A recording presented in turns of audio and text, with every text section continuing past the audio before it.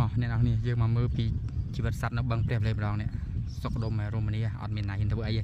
ជាតាពីកុកពីមុនកុកច្រើនណាស់ដល់ឥឡូវអស់ហើយណានេះនៅតាពួកអាសត្វជាប្រភេទសត្វភេទហ្នឹងទេហើយនឹងសត្វប្រវឹកណាហ្នឹងគឺអស់ហើយអានេះកន្លែងគេអភិរក្សនោះច្រើនណាស់ឃើញទេច្រើនណាស់